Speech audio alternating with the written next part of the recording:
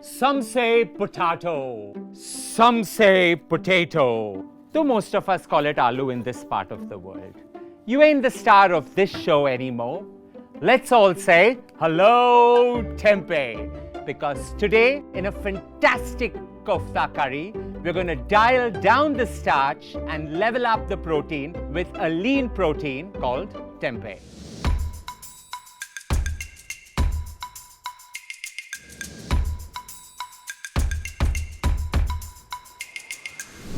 Now dialing down on the drama and convincing you, and more importantly everyone behind the lens, that a kofta curry is not that difficult to make if you get the spice blend right.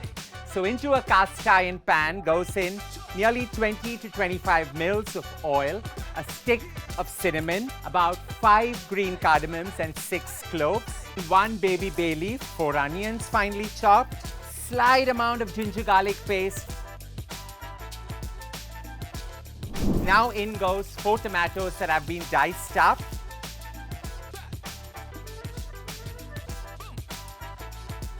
And finally, no makhani gravy is ever complete without kasturi methi or dehydrated fenugreek leaves. So sprinkle that in.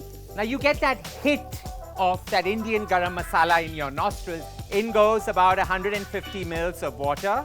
Mash it down and allow this to emulsify together.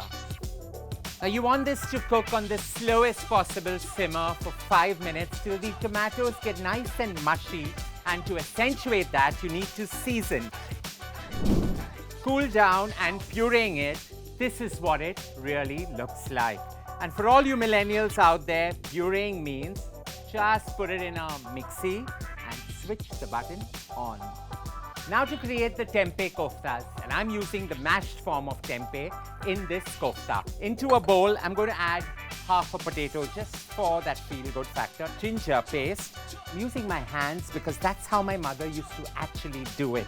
Red chili powder, Indian Garam Masala, some roasted coriander powder, some coriander leaves.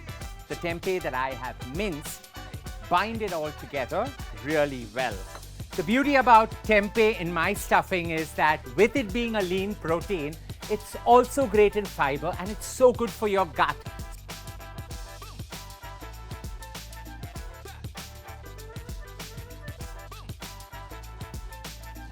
You fry it in a deep fat fryer for about 4 to 5 minutes till it turns golden brown, or bake this in a preheated oven at 180 degrees centigrade for just about 20 minutes and has that perfect crunch for your gravy.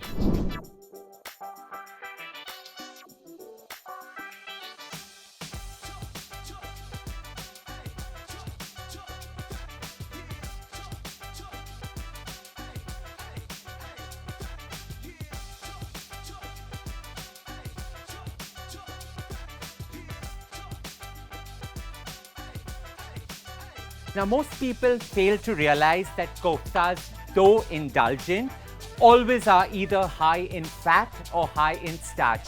But how do you make it high in protein and high in fiber? This was how.